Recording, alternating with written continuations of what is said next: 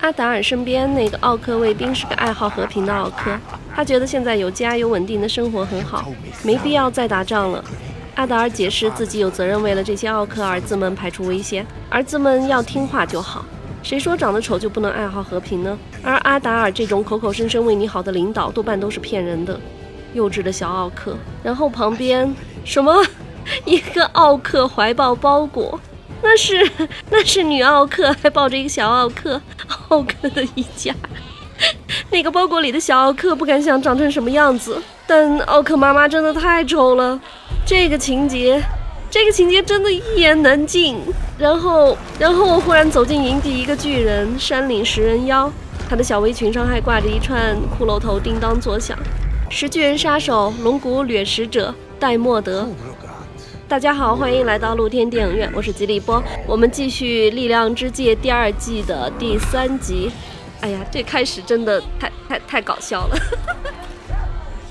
努门王国的中州大部队要撤离了，埃兰迪尔将军看着儿子的马焦躁不安，怎么安慰都安慰不下来。上一季中，埃兰迪尔将军的儿子伊西为了救出火山喷发和奥克进攻中受困的米塞尔公主和好友，被忽然倒塌的房子埋在灰烬中。战后撤退时，埃兰迪尔将军没有找到儿子，他以为儿子已经死了，现在他只好放走了儿子的坐骑，就算是留个念想吧。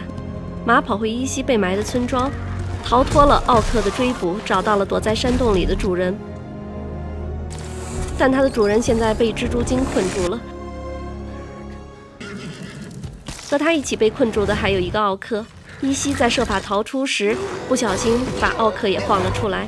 正当伊西和奥克在打斗中，蜘蛛精跳出来杀了奥克，紧接着又开始袭击伊西。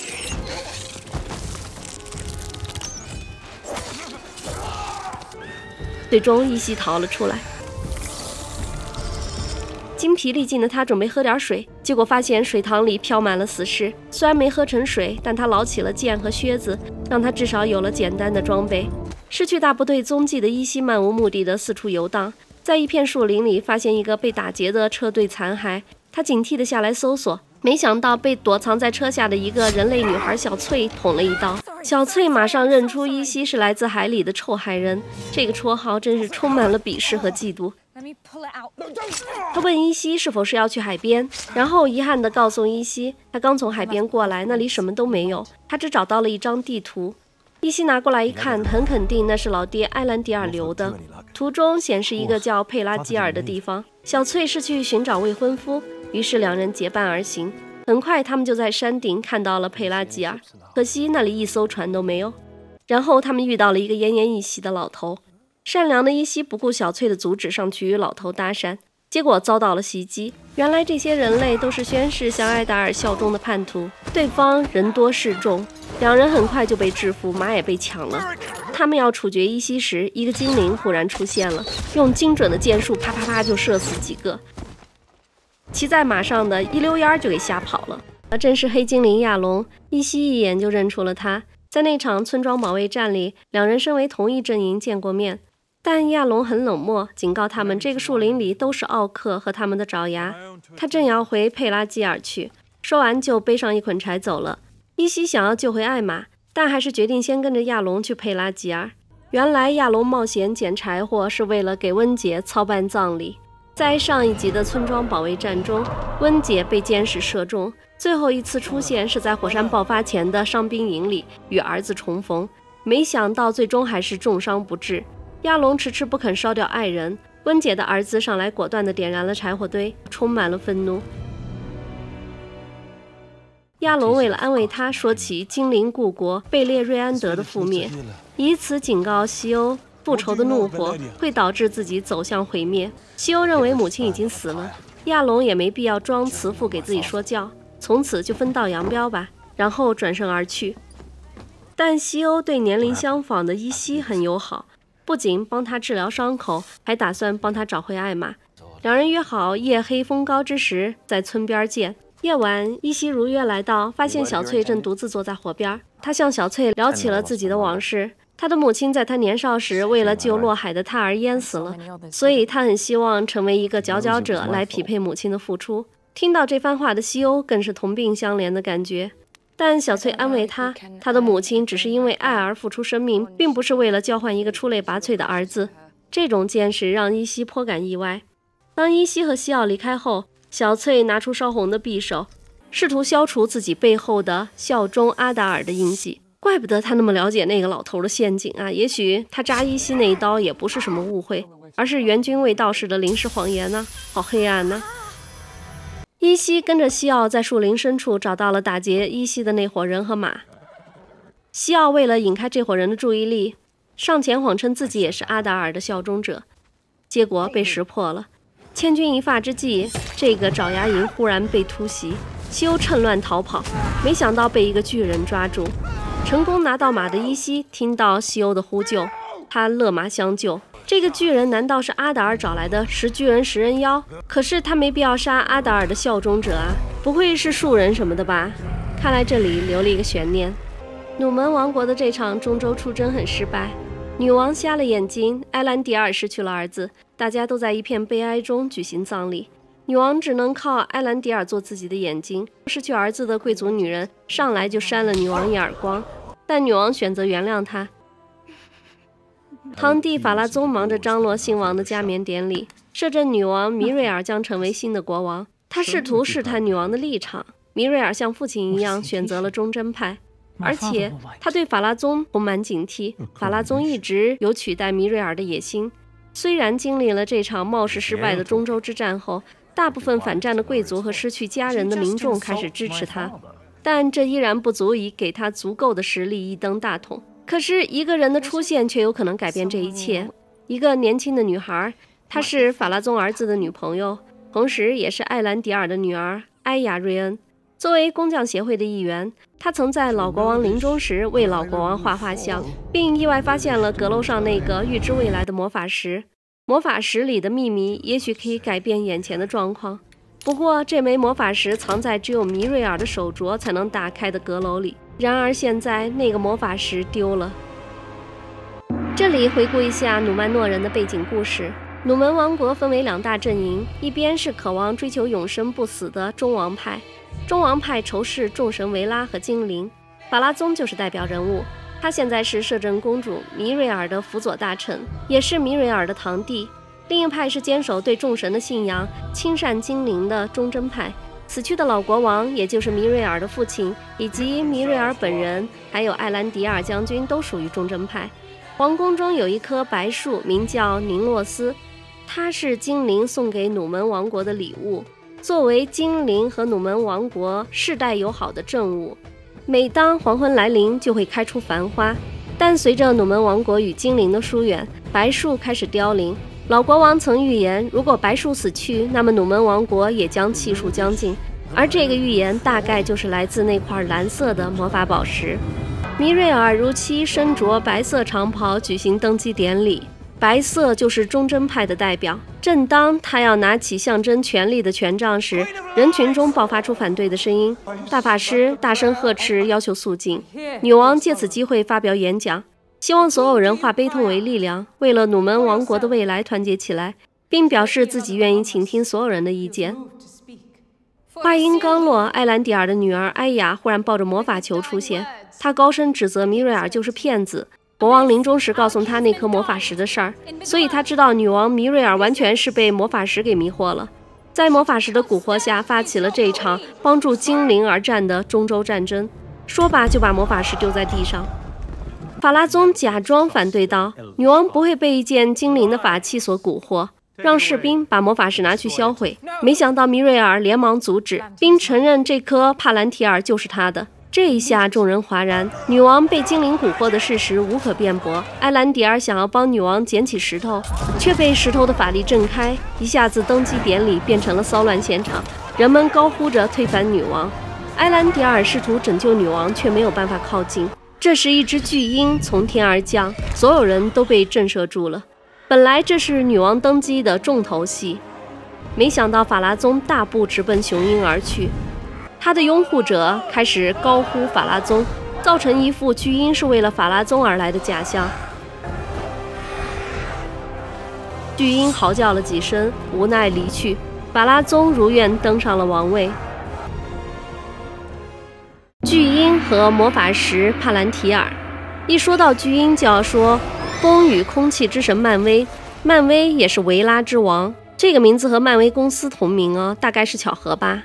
巨婴是由漫威创造和召唤的，在精灵宝钻中最著名的巨婴是索隆多尔。索隆多尔是所有巨婴的王，他的翼展极其宽广，而且非常强大，拥有智慧。虽然女王登基时没有提这个巨婴叫什么，也许他就是巨婴之王索隆多尔吧。巨婴被作为维拉与努门人之间的重要通信手段，如果巨婴到来，那应该是忠贞派的代表，因为巨婴代表维拉的监护和保护。渴望追求永生不死的忠王派仇视众神维拉和精灵，巨婴不可能代表他们，所以巨婴的出现不可能成为忠王派法拉宗登基的祥瑞。因此在巨婴面前高呼法拉宗登基似乎是不太可能的事情。然后是魔法石帕兰提尔，又被称为真知晶石，它是一种由远古的诺多精灵制造的晶石，可以远程通讯，可以远程视频，甚至还能控制使用者。这功能看起来怎么那么眼熟啊？好像某种名叫手机的神器。最初的帕兰提尔有7颗，当努门王国沉没后，埃兰迪尔带着真知晶石从努门逃到中土，并将其中2颗分配给他的2个儿子伊西杜尔和安娜瑞安等等。这里在本剧中2个儿子被改成了一儿一女，也不知道这么改的目的是什么。都灵王子和妻子应邀来到艾瑞吉安见凯勒领主，领主提出为矮人国王打造力量之戒，用以解决卡扎都姆碰到的问题。他列举打造的精灵戒指解救了林顿碰到的树林污染问题，条件是需要都灵提供密银。都灵就是因为私自开采密银与父亲闹翻的，所以他当场就问为何这事儿不去找父亲国王说呢？凯勒领主解释，老国王既顽固又排外，都灵王子更开明一些。都灵马上就把自己和父亲闹矛盾冷战的局面都说了出来。索隆化身的精灵安娜塔插嘴道，建议都灵用打造力量之戒的好处和父亲谈，也许这不仅能解决父子俩的矛盾，还能帮助都灵直接上位。都灵对这个陌生面孔非常警惕，他问起艾隆，安娜塔赶紧说艾隆自己很熟，因为艾隆经常跟自己夸奖都灵。都灵根本不吃这一套，说艾隆从未和自己提起过安娜塔，话语间充满了敌意和不信任。妻子迪莎看着火药味渐浓，赶紧提出要回家考虑一下。索隆想拒绝，凯勒领主马上同意了。凯勒领主深悉矮人的谨小慎微和顽固，所以一切不必操之过急。索隆焦急地说，时间宝贵，因为至高王不同意打造任何戒指，更别说为别的低等种族打造。很快至高王就会来阻止这一切，而且至高王不知道自己在这里。凯勒领主对这个安娜塔已经非常信任了，他把这番话理解为至高王的傲慢，不肯与他人分享这伟大的神器，要阻止他完成毕生最骄傲的作品。想到这儿，凯勒领主打算写信欺骗至高王，他称自己要停炉休息，并择日前往林顿见面，以此拖延时间来打造剩下的戒指。索隆不动声色，但一切正中他的下怀。出来迪莎就抱怨丈夫说话不客气。都灵解释那个安娜塔就是个骗子，她和艾隆根本不熟，艾隆绝不会那么赞美自己。妻子才不管他们熟不熟，只是希望能够解决目前卡扎都姆碰到的问题。如果能解决问题，不管是戒指、耳环还是项链，都不妨尝试一下。而且妻子觉得都灵不肯接受这个事儿，主要还是因为和他父亲赌气。其实都灵是对这个满嘴谎话的陌生精灵以及魔法戒指充满了警惕。可无奈妻子提出卡扎都姆日益频繁的震动、垮塌的矿坑，还有粮食短缺的问题，他就开始犹豫了。卡扎都姆的情况确实不容乐观，缺少粮食已经导致商贩们纷纷云集到宫殿门口请愿，要求国王开仓放粮。正当国王为难之际，都灵王子满脸郁闷地走了进来。他向父亲说了凯勒领主以及力量之戒的事儿，然后极不情愿地道了歉，最后提出自己非常不信任戒指的事儿，因为父亲曾经教导过，精灵的命运由更高的智慧来决定，他们一直试图利用魔法逃避死亡，所以他们也更容易招致来自魔法的灾难。最后都灵觉得也许父亲的谨慎是对的，那些密营会导致更大的困境。可没想到老父亲偏偏就要反其道而行之，拿着一小块密银来找凯勒领主。索隆强行接过了凯勒领主手中的密银，换手间偷偷注入了自己的魔法。当他把密银丢入熔炉，那7枚矮人之戒都埋下了阴谋的种子。好的，本集剧情就讲到这儿。咦，这集好像没有说毛脚族和怪老头。我看好多人猜怪老头可能是甘道夫，但他还有一种可能性啊，也许是白袍萨鲁曼也说不定。萨鲁曼一开始也是好人，后来被索隆控制，堕落成了坏人。其实看完魔戒就发现托尔金真的很厉害，不少著名作家都十分推崇托尔金的地位，并且承认自己的文学作品有受到托尔金小说的启发。其中《哈利波特》的作者罗琳就表示，他在14岁的时候就开始阅读魔戒，并说到《哈利波特》写到最后一卷时，我仍然坚持认为自己不可能超越托尔金。史蒂芬金也承认他的作品《黑塔》有受到魔戒的影响，更别说《全游》的作者乔治·马丁更表示，拿到托尔金的书，天哪，我绝望了，我怎么努力也不可能达到他的成就，甚至连接近也做不到，他是真正的大师。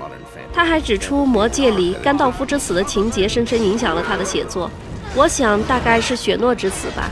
甘道夫是掉入地下与炎魔大战，大家都以为他死了，其实他应该是战胜了炎魔，晋升为白袍。雪诺则是被乱刀砍死之后复活，这怎么那么像索隆啊？那么最后插一嘴，这集最富争议的就是奥克一家人了。要说呢，奥克是被折磨变异的精灵，还有从地下挖出来的精灵僵尸。那精灵有分男女，奥克也分男女，也不算奇怪的事儿。但他们还能繁衍后代，而且为了家庭爱好和平，这怎么看怎么觉得有点怪怪的呀。要说现在这些影片要找个纯粹的坏人真是不容易啊，一不留神就被喂了一嘴政治正确，让人咽不下去而不吐不快。好的，那么今天就聊这么多，很高兴与大家一起看片聊天，谢谢大家光临露天电影院，欢迎大家点赞关注，并在留言区与我们交流互动，我们下期见。